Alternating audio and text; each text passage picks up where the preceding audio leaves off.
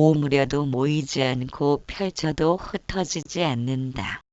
대덕들이여, 그대들은 똥자루를 짊어지고 바깥으로 다름질치며 부처를 구하고 법을 구하는데 이렇게 내달려 구하는 바로 그놈을 그대들은 아느냐. 생생하게 움직이나 뿌리와 줄기가 없으니 오므려도 모이지 않고 펼쳐도 흩어지지 않는다. 구하면 구할수록 멀어지고 구하지 않으면 도리어 눈앞에 있어서 신령스런 소리가 귓전에 들리거늘 사람들이 믿지 않는다면 일생을 헛수고할 뿐이다. 도 배우는 이들이여, 한 찰나 사이에 문득 연화장 세계에 들어가고 비로자나 국토에 들어가며 해탈 국토에 들어가고 신통 국토에 들어가며 청정 국토에 들어가고 법계에 들어가며 정토에 들고 예토에 들어가며 범부의 세계에 들고 성인의 세계에 들어가며 악의 축생의 세계에 들어가서 곳곳마다 찾으나 아무 데서도 생사가 있음을 보지 못하니 그것은 빈이름일 뿐이다. 헛개비 같은 허공꽃을 애써 붙잡지 말지니 얻고 이름과 옳고 그름을 한꺼번에 놓아버려라. 임재 스님은 말하길 똥자루를 짊어지고 부처를 구하고 법을 구하는데 이렇게 구하려는 바로 그놈을 아느냐고 묻고 있다. 무언가를 구하는 그놈이 그것인데도 그것을 알지 못하면 아무리 구한들 헛것만을 손에 쥘 것이다. 손을 움직이는 것이 그것인데 손에 쥔 물건을 그것이라고 알기 때문이다. 한 번 그것을 잘못 알면 백약이 무효하다. 북쪽을 남쪽으로 알고 가는 사람처럼 계속 자신의 아는 바를 고집하기 때문이다. 보고 듣고 깨닫고 아는 것이 생생하게 움직이나 뿌리와 줄기가 없으니 오므려도 모이지 않고 펼쳐도 흩어지지 않는다. 구하면 구할수록 멀어지고 구하지 않으면 도리어 눈앞에 있어서 신령스런 소리가 귓전에 들리거늘 사람들이 믿지 않는다면 일생을 헛수고할 뿐이라고 하였다. 임재 스님은 이르길 한 찰나 사이에 연화장 세계에 들어가고 비로자나 국토에 들어가며 청정 국토에 들어가고 법계에 들어가며 정토에 들고 예토에 들어가며 범부의 세계에 들고 성인의 세계에 들어가며 악의 축생의 세계에 들어가서 곳곳마다 도를 찾으나 아무 데서도 생사가 있음을 보지 못하니 그것은 빈이름일 뿐이기 때문이라 하였다. 승찬대사의 신신명을 인용하면서 이 장을 마치고 있다. 몽환공화 하로파착 몽환공화 한호파착 득실 12 일시방각 득실 12 일시방각 헛개비 같은 허공꽃을 어찌해서 붙잡으려 하는가. 얻고 이름과 옳고 그름을 일시에 놓아버려라. 옷이 움직일 수 있는 것이 아니다. 도 배우는 이들이여, 나의 불법은 정통으로 이어져 온 것이다. 마국, 단화, 도일, 여산 그리고 석공 스님으로부터 한 가닥으로 세상에 두루 행하여 퍼졌으나 사람을 믿는 이는 없고 모두 다 비방들만 한다. 도일 스님의 활용처는 순일무잡하여 300명, 500명 되는 학인이 모두가 스님의 뜻을 보지 못하였다.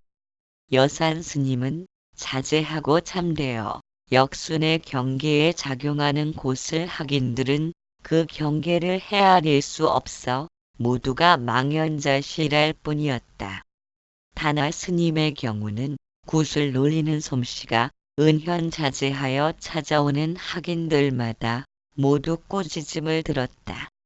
마곡 스님의 활용처는 황벽같이 써서 모두 가까이 하지 못하였고 석공 스님의 활용처는 화살 끝에서 사람을 찾는 것이니 오는 자가 모두 두려워하였던 것이다.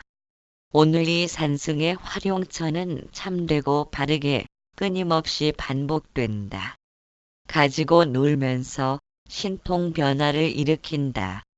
일체의 경계에도 들어가며 그곳을 따라서 아무 일이 없다. 경계가 뒤바꿔 놓지 못한다. 누가 찾아와 구하면 나는 곧 그를 간파하지만 그는 나를 알아보지 못한다. 그래서 내가 몇 가지 옷을 입어 보이면 하기는 아르마리를 내어 한결같이 나의 말 속으로 말려 들어오고 만다. 애달다. 눈 먼 중들이여. 안목 없는 사람들은 내가 걸친 옷을 푸르다 누르다 붓다 희다 하고 착각한다. 내가 옷을 벗어버리고 청정한 경계로 들어가면 하기는 그것을 보고는 반가운 생각을 내다가 또 내가 그런 옷마저 벗어버리면 망연자실하여 달아나면서 나에게는 의지할 바가 없다고 말한다. 나는 그에게 그대는 나의 옷 입는 그 사람을 아느냐 하고 물으면 그는 호련히 고개를 돌려보지만 나를 또 오인해 버린다. 대덕들이여. 그대들은 옷을 잘못 알지 말라. 옷이 움직일 수 있는 것이 아니라 사람이 옷을 입을 수 있는 것이다. 청정한 옷도 있고 무생의 옷과 보리의 옷과 열반의 옷도 있으며 조사의 옷도 있고 부처의 옷도 있다. 대덕들이여. 다만 소리와 명칭, 개념 따위만 있을 뿐 모든 것은 옷 따라 변하는 것들이다. 배꼽 아래 기회단전, 의로부터 울려나와서 이빨에 딱딱 부딪혀 그 의미를 이루는 것이니 그것이 헛개비로 변화한 것임을 분명히 알아야 한다. 임재 스님은 불법의 정통성을 말하고 있으며 붓다로부터의 법맥은 지금까지도 끊어짐 없이 이어지고 있다. 붓다의 가르침을 등불로 하여 법이 전해지는 것은 집착의 병으로서 진리를 구해서는 안 된다는 것을 말하는 것인지도 모른다. 진리에는 알맹이가 없다. 진리란 세상에 알맹이 없음을 일컫는 말이기도 하다. 얻고 구하려는 생각의 오물이 떨어져 나가면 그것이 진리를 발견한 것이며 진리의 본래 모습이다. 그러나 깨달음을 구하겠다는 생각이 덕지덕지 붙어 있기에 진리가 있는 것처럼 보이는 착각에 빠졌다고 말하는 것이다. 진리를 덮고 있던 생각의 오물이 떨어지면 진리는 어디서 느닷없이 생겨난 것이 아니라 늘 우리와 함께 하고 있었음을 발견하게 된다. 얻고 구하려는 마음의 그림자로 인하여 진리와는 어긋난 길로 들어선 것이다. 닫고 구해서 얻어지는 깨달음의 알맹이가 있다면 크고 자금이 있을 것이다. 그렇다면 더 크고 멋진 알맹이를 취하려는 노력은 계속될 것이다. 끝없이 무언가를 향해 가야 하는 마음의 갈증을 남겨둔 채로 깨달음이 성취되었다고 말할 수는 없다. 알맹이가 있을 것이라는 마음의 병으로부터 벗어나는 것이 깨달음의 본질이라고 할 수 있다. 그렇게 비교하면서 의도를 일으키는 마음의 유혹으로부터 마음을 쉬는 것이 마음을 닦는 수행이다. 임재 스님은 이르길 학인들은 진주를 품고 있으면서도 그것을 아무도 믿지 않고 모두가 비방만 한다고 하였다. 마음을 쉬지 못한 채 법을 찾고 구하는 까닭일 것이다. 임재 스님의 활용처는 어느 경계에도 들어가나 곳곳마다 아무 일 없어서 경계가 뒤바꿔 놓지 못한다고 하였다.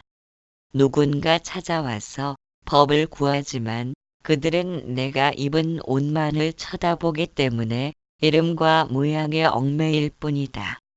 이름과 모양에 얽매이는 것은 아르마리로만 이해하기에 텅 빔과 공함의 본질을 알지 못한다.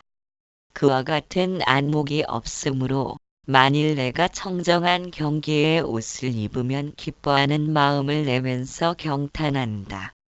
그러다가 내가 그 옷을 벗어버리면 또 다시 망연자실하며 어쩔 줄 몰라 한다. 그리고 말하길 내게는 의지할 바가 없다고 한다. 나는 그에게 묻기를 그대는 나의 옷 입는 그 사람을 아느냐 하고 물으면 그는 호련히 고개를 돌려서 보는 듯 하지만 또 다시 오인해 버린다고 하였다. 그들은 자신들이 기쁨을 느끼고 망연자실하게 만드는 것이 무엇 때문인지를 알지 못하는 까닭이다. 그런 탓으로 옷의 색깔을 볼 수 있고 말을 들을 수 있는 한 물건의 존재를 유명무실하게 만들고 있다. 그래서 그들을 눈먼중이라 부른다고 하였다. 그럼에도 그들은 알지 못한다. 옷이 스스로 움직여 옷을 입는 것이 아니라 사람이 옷을 입는 것이다. 옷에는 청정한 옷도 있고 무생의 옷과 보리열반의 옷도 있으며 조사의 옷도 있고 부처의 옷도 있다. 그러나 그것들은 다만 소리와 명칭으로 이루어진 개념일 뿐이다. 한낱 개념상으로만 존재하는 것이기에 그것들에 대하여 이름을 붙이려 하면 배꼽 밑에 기회와 단전혀를 움직여 나온 공기가 혀와 이빨에 부딪혀 소리로 변한 것임을 알지 못한다. 그와 같은 소리에 집착하여 온갖 상상력을 동원하여 기둥을 세우고 집을 지으면서 그곳에 집을 짓고 살려고 한다. 그러나 상상력으로 지은 집은 실제로 있는 것이 아니니 어찌 비바람을 막을 수 있으며 추위와 더위를 피하여 그곳에 안착할 수 있겠는가? 따라서 언어로 이름 붙인 명칭으로 지은 집이란 헛개비로 변화한 것임을 분명히 알아야 한다고 말씀하였다. 말라빠진 뼈다귀 위에서 국물을 찾지 말라. 대덕들이여. 밖으로는 소리내어 말을 하고 안으로는 마음먹은 것을 표현하며 생각에서 또 생각을 짓는 것은 모두가 옷들인 셈이다. 그대들이 그렇게 걸친 옷을 실다운 견해라고 인정한다면 티끌 겁을 지난다 해도 옷만을 알았을 뿐이라 삼계에 돌고 돌며 생사에 윤회하게 되느니라. 차라리 아무 일 없음만 못한 것이니 서로 만나도 알지를 못하고 같이 말해도 이름을 알지 못할 뿐이다. 오늘날 학인들이 깨닫지 못하는 것은 대개가 명칭을 잘못 알고 아르마리를 내기 때문이다. 큰 책자 위에도 죽은 노장들의 말을 베껴가지고 남이 보지 못하도록 세 겹, 네 겹 보자기에 쌓아놓고는 그것을 오묘한 이치라고 하면서 애지중지하는데 크게 잘못된 일이다. 바보들아. 말라빠진 뼈다귀 위에서 무슨 국물을 찾고 있느냐. 좋고 나쁜 것도 모르는 어떤 작자들은 경전을 자기 나름대로 이리저리 따져 의미를 만들어낸다. 이는 마치 똥덩이를 머금었다가 다시 뱉어서 다른 사람에게 먹여주는 것과 같고 속인들이 귓속말로 비밀 전하는 것과 같다. 이렇게 일생을 헛되이 보내면서도 나는 출가한 사람이다라고 떠벌리나 다른 사람에게서 불법에 대해 질문받으면 입 다물고 한마디 말도 없으니 눈은 새까만 굴뚝 같고 입은 석가래를 건 듯 꽉 다무는 것이다. 이와 같은 무리들은 미륵 부처님이 나온다 하더라도 저 다른 세계로 쫓겨나서 지옥에 떨어져 갖은 고초를 받을 것이다. 대덕들이여. 그대들은 부산하게 제방을 쏘다니며 무엇을 구한다고 발바닥이 판때기가 되도록 밟고 다니느냐. 구할 부처도 없고 이를 도도 없으며 얻을 법도 없다. 밖으로 모양 있는 부처를 구한다면 그대들의 본성과는 닮지 않은 것이다. 그대들의 본래 마음을 알고자 하는가, 함께 있는 것도 아니고 떠나 있는 것도 아니다. 도 배우는 이들이여. 참 부처는 형상이 없고 참 도는 바탕이 없으며 참 법은 모양이 없다. 이 세 법이 섞여 한 곳에 융화한 것이니 이를 알지 못하는 자를 일컬어 망망한 바다를 떠다니는 업식 중생이라고 부른다. 소리내어 말하거나 마음먹은 것을 표현하며 생각으로 헤아리는 것을 모두가 걸친 옷이라고 하였다. 우리가 걸친 옷이란 말하고 마음먹거나 생각하는 것 등이 모두가 옷에 해당하는 셈이다. 그렇다면 옷을 걸치고 있는 물건은 무엇인가? 사대로 된 육신의 입으로 말을 하고 머리로 생각함으로 마음먹은 것을 표현하는 도구에 불과할 뿐 생각의 주체는 아니다. 무엇이 말을 하고 무엇이 마음먹으며 무엇이 생각하는 물건임을 아는 것이 참되고 바른 견해일 것이다. 그러나 걸친 옷에 해당하는 육신을 참되다고 한다면 올바르지 못한 것이다. 왜냐하면 그것들은 늘 변하고 소멸되기에 바람에 날리는 티끌과 같기 때문이다. 주체가 된다는 것은 항상 중심을 잡고 있으며 언제나 변함이 없어야 한다. 오늘 다르고 내일 다른 것을 얻고 구하려 한다면 티끌처럼 수많은 겁을 지낸다 하더라도 헛수고만 할 뿐이다. 우리가 육신의 옷을 입고 있는 자를 알지 못하므로 삼계에 돌고 돌면서 생사윤회를 하며 고통을 전전하고 있다는 것이다. 육신을 걸치고 있는 자를 알지 못할 바엔 차라리 아무 일도 안 하는 이만 못하다고 하였다. 그들은 서로 만나고 대화를 나누지만 육신만 들여다보느라 육신을 걸치고 있는 자를 알지를 못하기 때문이다. 옷이란 육신을 가리키며 보고 듣고 말하며 생각하는 것은 육신으로 행하는 것이다. 그렇다면 보고 듣게 하고 말하고 생각하게 하는 것은 육신의 옷을 걸치고 있는 자가 행하는 것이다. 보고 듣고 촉감을 느끼는 것은 우리의 의지작용과는 상관이 없다. 감은 눈을 벌리면 사물이 비치고 듣기 싫은 소리라도 귀에 들려온다. 따라서 의지작용을 일으키기 이전에 보고 듣고 촉감을 느끼는 성품이 존재한다는 의미이다. 눈을 감으면 못 보는 듯 하지만 여전히 사물을 비추고 있다. 후라시 불빛을 손으로 막으면 빛이 새어나오지 않아도 손바닥을 비추고 있다. 그와 같이 우리의 견문각지하는 성품은 눈을 감거나 뜨거나 항상 보고 있으며 몸에 다임이 있건 없건 언제나 깨닫고 있다. 그러한 성품은 사물과 접촉해야만 나타나는 것이 아니다. 몸에 무언가 닿이는 촉감을 느끼는 인식이 일어나는 것은 그 이전부터 몸에 닿이는 것이 없음을 느끼고 있다는 말이다. 그와 같은 성품에 대하여 능엄경에서는 견견하는 성품이라고 말한다. 임재 스님은 말하기로 늘날 학인들이 깨닫지 못하는 것은 불생멸하는 성품을 알지 못하고 대개가 명칭을 잘못 알고 아르마리를 내기 때문이라 하였다. 말라빠진 뼈다귀 위에서 국물을 찾고 있는 눈 먼 바보들과 좋고 나쁜 것도 모르는 작자들은 경전을 통해 자기 나름대로 의미를 만들어낸다.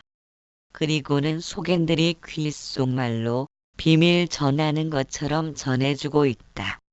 이것은 마치 똥덩어리를 머금었다가 다시 뱉어서 다른 사람에게 먹여주는 것과도 같다.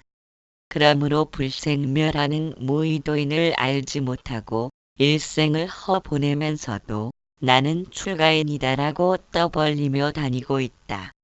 무의도인을 알지 못하면서 불법을 떠들고 다니는 무리들은 미륵불이 나온다 하더라도 다른 세계로 쫓겨나서 지옥에 떨어져 갖은 고초를 받을 것이다. 학인들이 불법을 얻겠다고 부산하게 제방을 쏘다니며 발바닥이 판때기가 되도록 땅을 밟고 다녀보아도 구할 부처도 없고 이룰 도도 없으며 얻을 법도 없는 것이다. 아무리 미친 듯이 달리면서 밖으로 모양 있는 부처를 구한다면 본성의 마음과는 닮지 않은 것이라고 하였다. 그것은 마치 얼음을 물과 같다고 하면서 물의 성품은 딱딱하고 던지면 깨지는 것이라고 말하는 것처럼 어리석을 뿐이다. 임재 스님은 이르길 그대들의 본래 마음을 알고자 하는가 함께 있는 것도 아니고 떠나 있는 것도 아니라고 하였다. 즉 무의도인은 우리와 함께 있는 것도 아니고 우리를 떠나 있는 것도 아니다. 왜냐하면 구름이 허공에 항상 있어도 서로의 차원이 달라서 허공을 물들일 수 없기에 함께 있는 것이 아니며 구름은 허공을 떠나서는 생멸할 수 없으니 허공을 떠나서 있는 것도 아니다. 허공은 수없이 많은 구름들이 뭉쳐서 만들어진 것이 아닌 까닭에 무수한 구름이 허공을 덮어버려도 허공은 구름을 초월하여 존재한다. 그것이 우리들 마음의 본래 모습이다. 수많은 마음들이 모여 본래 마음이 만들어진 것은 아니므로 마음과 함께 해도 함께 하지 않은 것이다. 그렇기에 마음과 본성의 마음이 늘 함께 있다고 해서 본성의 마음을 마음이 곧 본성의 마음이라고 가리키려 하거나 마음을 뒤적이며 본성의 마음을 찾고 구하려 한다면 아직 본성의 마음이 마음을 초월해서 존재한다는 의미를 이해하지 못한 것이다. 임재 스님은 이르길 도 배우는 이들이여 참 부처는 형상이 없고 참 도는 바탕이 없으며 참 법은 모양이 없다. 이 세 법이 섞여 한 곳에 융화한 것이니 이를 알지 못하는 자를 일컬어 망망한 바다를 떠다니는 업식 중생이라고 부른다. 임재 스님이 말한 바와 같이 참 부처는 형상이 없고 참 도는 바탕이 없으며 참 법은 모양이 없다고 하였다. 이처럼 형상도 없고 바탕도 없으며 모양도 없는 세 가지의 법이 섞여 한 곳에 모인 것이라면 무슨 재주로 그것을 찾고 구할 수 있겠는가? 어리석은 사람들은 이를 알지 못하고 명칭과 형상으로 부처를 찾고 도를 구하려는 무리들을 일컬어 업으로 이루어진 식식의 바다를 떠다니는 업식 중생이라 부른다고 말씀하였다. 12. 3939 무엇이 참 부처이며 참법이며 참도인지 가르쳐 주십시오. 부처란 마음이 청정한 것이고 법이란 마음이 밝은 것이며 도란 어디에나 걸림없는 깨끗한 빛이다. 이 셋은 하나로서 모두가 빈이름일 뿐 사실 있는 것이 아니다. 진짜 도를 닦는 사람이라면 생각 마음에 틈새가 없다. 달마대사가 인도에서 건너온 것은 다만 남에게 속지 않는 근본을 지닌 사람을 찾기 위함이다. 뒤에 이조인 해가스님을 만났는데 해가스님은 한마디 말 끝에 딱 깨닫고 이제껏 해왔던 공부가 헛된 것이었음을 비로소 알았던 것이다. 지금의 내 경계는 조사나 부처와 다르지 않다. 만약 첫째 구절에서 깨달으면 조사와 부처의 스승이 되고 둘째 구절에서 깨달으면 인간과 천상계의 스승이 되며 셋째 구절에서 깨달으면 자기조차도 구제하지 못한 것이다.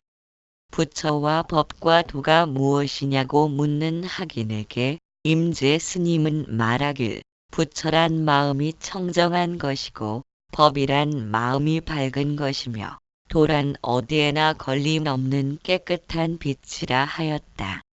그러나 이와 같은 세 가지는 모두가 빈이름일 뿐이며 진짜 도를 닦는 사람이라면 생각 마음에 틈새가 없다고 하였다. 틈새가 없는 마음이란 끊어짐이 없다는 의미이다. 생멸하는 것은 중간에 끊어짐이 있기에 생멸한다고 한다. 끊어짐이 없는 마음은 늘 한결같이 변함없다는 뜻도 된다. 잠들지 않고 항상 깨어있는 무의도인이 온전히 주인공으로 자리를 잡았다면 마음은 뿌리를 내리지 못한다. 생멸의 마음은 틈새를 지니고 있다.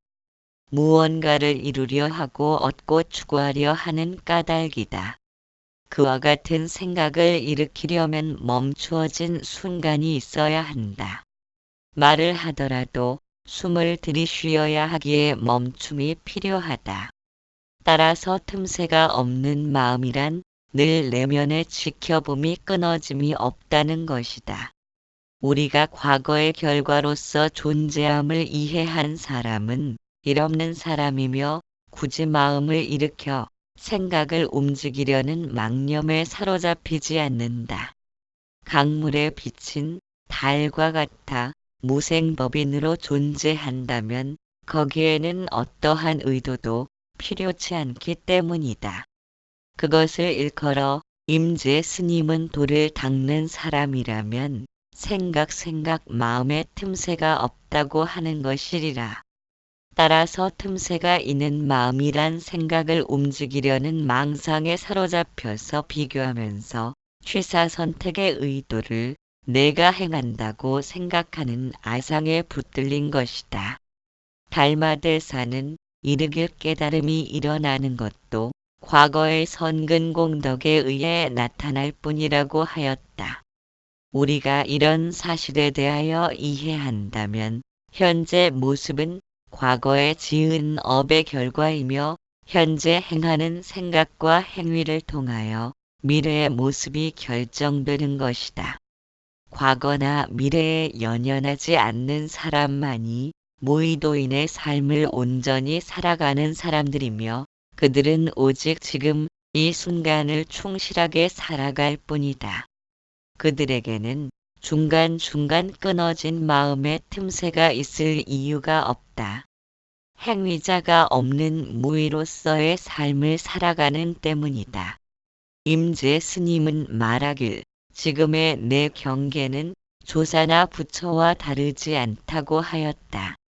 따라서 만약 첫째 구절에서 깨달으면 조사와 부처의 스승이 되는 것이라 한다.